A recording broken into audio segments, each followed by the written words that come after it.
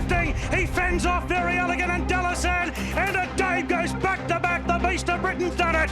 But nature straightened the TJ, and this is an annihilation. Today we farewell an Australian icon, the greatest of all time. Winks wins a third, Queen Elizabeth. Hello and welcome to Season 1, Episode 2 of the Good Oil Podcast. For those who fancy a flutter on Friday night Australian racing, I'm your host, Peter Thomas Fornatale, not in Australia, not in the United States, coming to you from Manchester, England. Very happy to reunite last week's successful team. We will start with, from In the Money Media and many other places, gave us a couple of winners last week, Jessica Paquette. Jessica, how are things? Everything's great. Not quite as good as playing Where in the World is PTF this week, but everything's good here north of Boston. And we've got a man who is headed to Australia in short order, where he'll be joining us remotely next week. But in the good old US of A for now, Andrew Brown, how are things?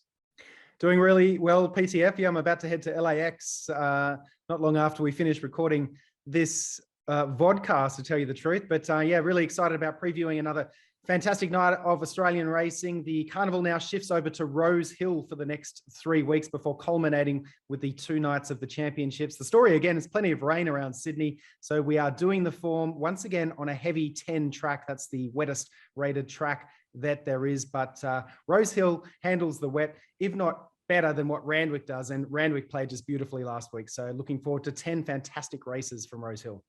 Hopefully it will be more of the same. Want to talk about this TwinSpires Sky Racing World promotion. Very successful last week. That's only going to continue to grow. It's the $15,000 Autumn Carnival Leaderboard competition. $2,500 up for grabs every Friday. You earn points on your first $10 or more win bet in each of the races. So maximize your chance, make a $10 win bet at least in each of the 10 races, accrue points along the way, win your share of $15,000. Andrew, you pretty happy with the results of the contest last week? We had a fantastic turnout on week 1. Lots of people getting engaged. Congratulations to the winner who finished on 600 points. So it was a fair effort, but we pay dividends all the way down to 5th as well. So you can still pick up $100 for 5th, $1,000 for the winner, $2,500 up for grabs every Friday night for the next 5 weeks. So it's a fantastic leaderboard competition. And yeah, everybody got involved, and just make sure you put a $10 win bet or more on each of the 10 races to maximize your chances of earning points. Go to TwinSpires.com and the offers page to opt in if you want to participate in the $15,000 Autumn Carnival Leaderboard competition. And frankly, I don't see why you wouldn't.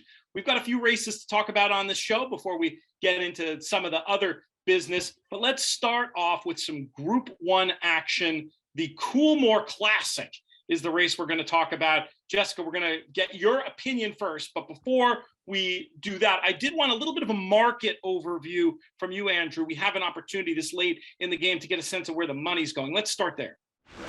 Yeah, for sure. Well, on your screen now, if you're watching the video version of this, is the TwinSpires morning line odds. Locally, number 15, Espiona, has been the best backed, 5-1 into 3-1 since the market opened, and since Fangirl, another horse that was originally nominated, got sent to another race. So Espiona, number 15, the favorite. A few others under double figures, including the American horse Lighthouse, number 4 there at 5-1, rock solid. And the others under double figures, number 6, Expat, 8, Hinged, and 12, Promise of Success. All pretty rock solid around the 13-2 quote. Andrew, we'll get your opinion in a minute, but let's bring Jessica in right now to get her idea of the winner of the Group 1 Coolmore Classic. I'm kind of going with an American angle here with Lighthouse. You'll recognize those familiar silks from Jamie Roth's L&J Foxwoods. She ran great last time, and we just talked about her last week. So she is coming back on awfully short rest, but she's bred to be kind of a hardy type of mare by Mizzenmast, who I know didn't really take off in America, but I think we'll see him have some real international success as a stallion, and they're just so durable. So the short turnaround doesn't bother me at all. I also like Espiona. Chris Waller certainly has an embarrassment of riches throughout this card. He has a very nice filly, Fangirl earlier, who we may get to, and I think she'll be a good gauge for how Espiona may run. Fangirl beat her a couple pretty handily 2 starts back. she had luck go against her last time out as well. I think she had some excuses. So for me, it boils down to between these two fillies. Andrew, let's bring you in for your thoughts on this one. I'm totally aligned with Jessica here. I'm very keen on Lighthouse. I thought that run last week behind Forbidden Love was outstanding. Now, important to note, Forbidden Love was on the quick backup last week, having 2 runs within 7 days on a wet track. That's exactly what Lighthouse is going to be doing this particular week. And I think she ran absolutely super. In fact, she was the 6th quickest last furlong of the day. She was in the top 10 quickest final 3 furlongs for the day. She maps to get a lovely run just off the speed. So she'll do me. I think she's a terrific chance. 7 starts in Australia now. She's never finished worse than second. And now she's twice Group 1 placed. I think she's going to get a Group 1 tonight. Chris Waller, the trainer, has won, not the trainer of Lighthouse, the trainer in Australia, has won just about every race there is to win in Australia, but he hasn't won a Coolmore Classic. He's got a few chances here. I think number 8, Hinged, the wet track specialist, is a chance and can fill the minors, and number 15, Espiona, who is the favorite. I've got them in for 2nd and 3rd, but yeah, very keen on the American bred Lighthouse. Let's pivot to the Group 2 Farlap Stakes. Farlap, one of those Australian racing names familiar to most American racing fans. Andrew, we'll start with the same question as we kicked off the last race. Where's the money locally?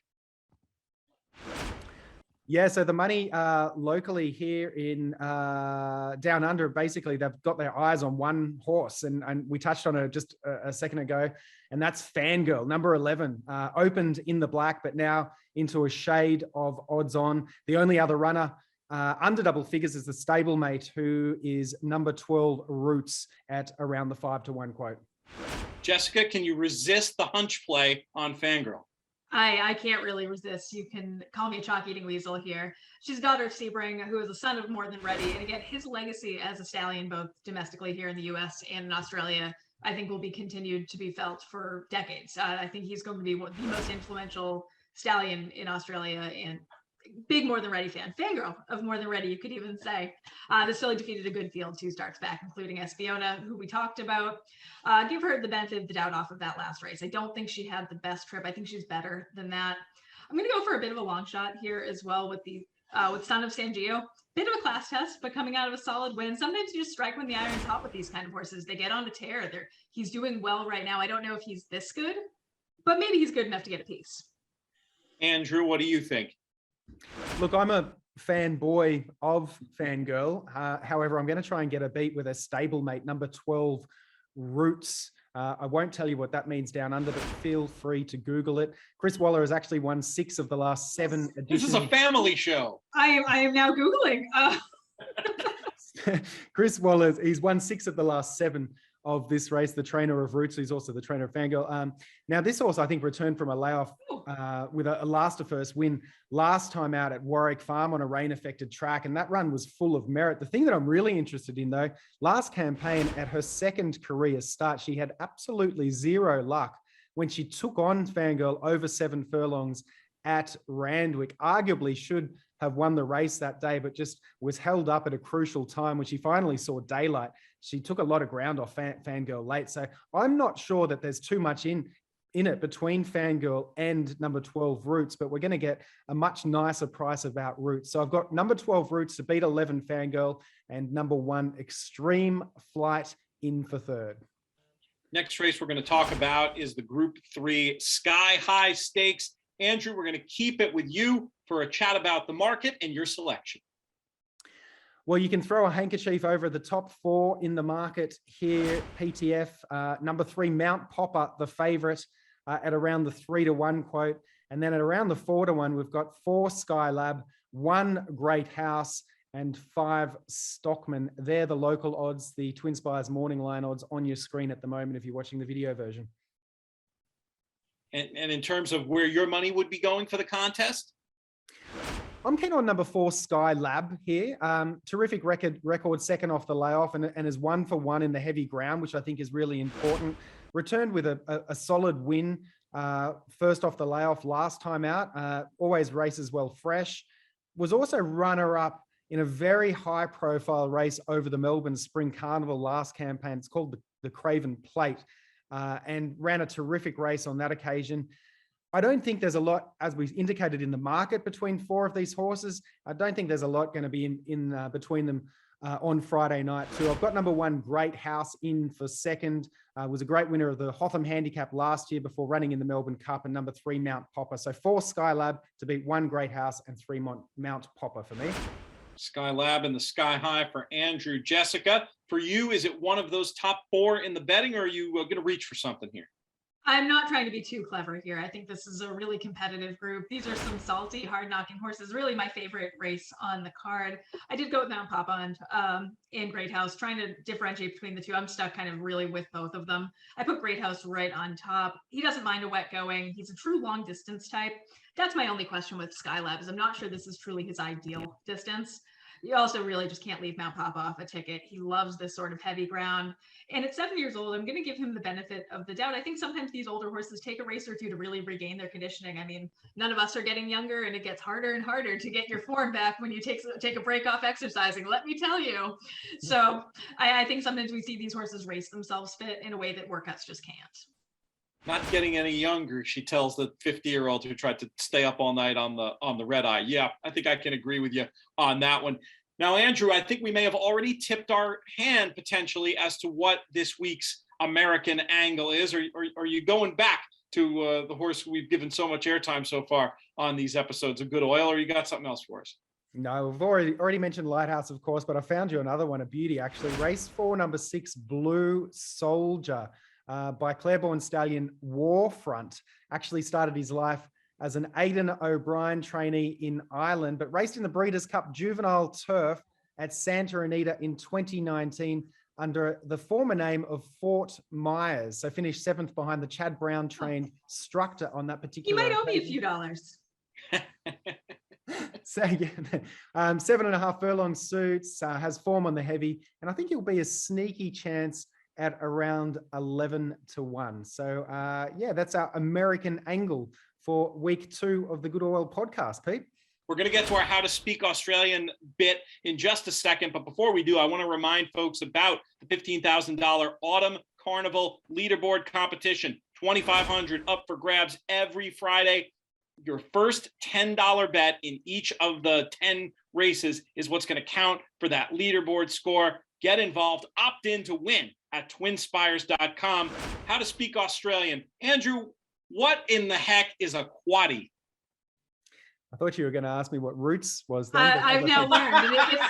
It's not what connects a tree to the ground, I will tell you. Right. So quaddie. What we call a quaddie is what you guys call a pick 4. It's as basic as that. It's quaddie is actually short for quadrella. So it's picking the winner of 4 successive races.